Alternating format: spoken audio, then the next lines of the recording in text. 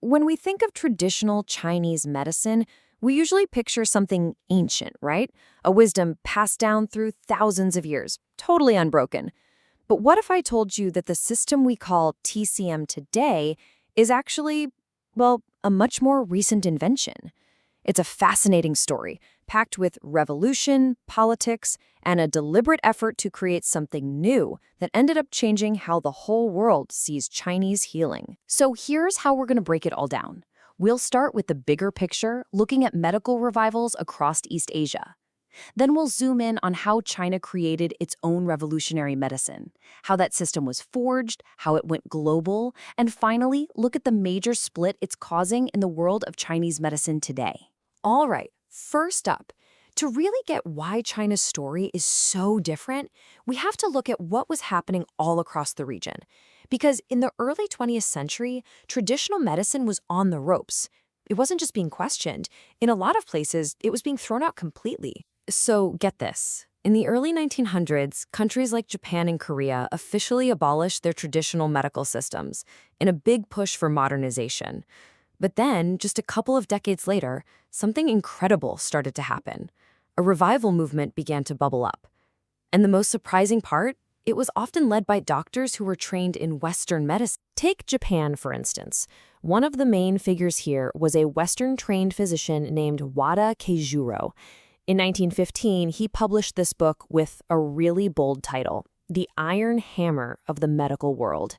He wasn't just defending Kampo, which is the Japanese system, he was putting it head-to-head with Western medicine and demanding its revival. He really became a symbol for this idea that you could be modern and value your own heritage. And you see the same kind of thing in Korea. There was Bang Hab-shin, a graduate of a Western-style medical school. He wasn't just being nostalgic, he was making a very specific argument. For certain conditions, he believed traditional medicine was actually better, and that it deserved to be scientifically studied and brought back. This was criticism of Western medicine's limits coming from the inside. Okay, so now let's pivot to China, because this is where the story takes a really sharp turn.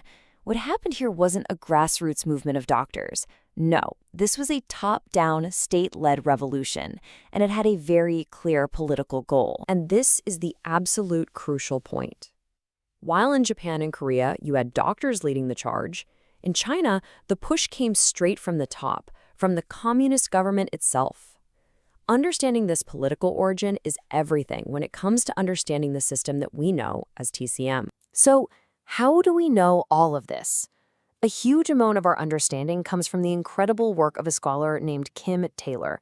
Her book, A Medicine of Revolution, is the result of years of deep research in China, and it traces exactly how the state literally constructed this new system of medicine. This quote from Kim Taylor's work basically redefines the whole term. TCM isn't some ancient organic thing. According to her research, it's the specific name for the system that was created and pushed by the Communist Party. It's a medicine practiced in state-run buildings and defined by official government-approved books. So what Taylor's research does is it just shatters that myth of an unbroken line. What we have instead is a deliberate distillation. Between 1945 and 1964, the state handpicked concepts from ancient traditions and standardized them. And the driving force behind it all?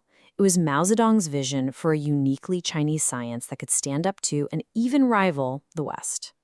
Without that political project, Chinese medicine would be something totally different today. So the big question is, how did they actually do it? I mean, how do you take thousands of years of different practices with all these competing ideas and regional styles and hammer it all into one single government-approved system? Well, first, we got to talk about the name. In China, they called it Zhongyai, which just means Chinese medicine. The original idea was to create something new and revolutionary, something that wasn't just old-fashioned, but also wasn't Western. The label traditional, making it TCM, that was actually added later. It was basically a marketing tool when the system was getting ready to be exported to the world. The whole thing was incredibly methodical. During the 1950s, the state set up national schools. They even tried to get Western-trained doctors to learn these new methods to create a unified medicine. But that pretty much failed because the philosophies were just too different. So the government pivoted to a new, even bigger goal, creating one single national textbook that would define Chinese medicine for everyone. And if you look at the curriculum they created, wow, it shows you exactly what they were trying to build. They took traditional subjects like the ancient medical classics and acupuncture, and then they merged them with a modern structure. Departments like internal medicine, surgery, gynecology, just like a Western hospital. It was a very deliberate fusion. And it all culminated in 1960. That's when the very first official textbooks rolled off the presses from the state-run People's Health Publishing House. This was the moment. This was the birth of TCM as we know it, a standardized, regulated system where all the diverse theories got streamlined and a lot of competing knowledge, especially from Japan and Korea, was just left out. But of course, this brand new system, born out of politics and revolution, didn't just stay inside China's borders. It was about to go on a journey that would introduce it to the entire English-speaking world and, in the process, define Chinese medicine for millions of people. It was actually a pretty small but very influential group of Western scholars who acted as the bridge. People like Manfred Porkert, Ted Kapchuk, Nathan Sivan, and Giovanni Macioccia. They were some of the first to take these new standardized textbooks and translate them into English. They effectively became the first generation of TCM teachers in the West. And here's the kicker. Because they were translating the official government-approved version from Communist China, that's what the West learned. The incredibly complex, diverse, and sometimes contradictory history of Chinese healing just got flattened out. This modern, systematic TCM became the global face of authentic, traditional Chinese medicine. But it is so important to remember that this is just one piece of a much, much bigger picture. If you take a step back and look at healing across all of East Asia, you see that the state-led TCM is really just one of several major medical traditions, sitting alongside the very distinct systems that developed in places like Korea and Japan. And this whole history isn't just some forgotten academic footnote. It has sparked a huge, fascinating, and very active debate inside the field today.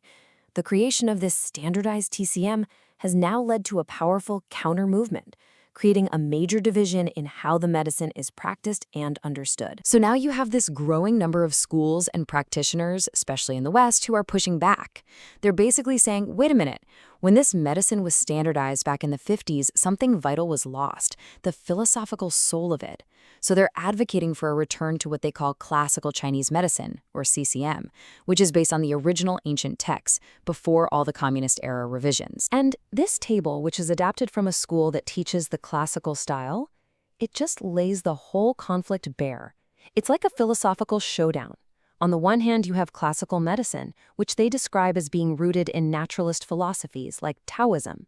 And on the other, you have state-standardized TCM, which they see as pragmatist and materialist. It's a battle between a system that looks to ancient tradition and one that looks to modern experiments. So, what does this all really boil down to? It's about two completely different ways of seeing the world and the human body's place in it. The classical view sees the body as this microcosm of nature, totally inseparable from it. They argue that standardized TCM, on the other hand, treats the body more like an independent machine that you can analyze and fix. It's the difference between seeing medicine as a natural art versus an analytical science. And all of this leaves us with a really big, thought-provoking question that goes way beyond just medicine. The story of TCM is this incredible real-world example of what happens when politics, culture, and history crash into each other to completely remake a tradition. It makes you ask, when an ancient practice gets standardized, systemized, and repurposed for a modern political age, what does it actually become? And what does a word like authentic even mean anymore?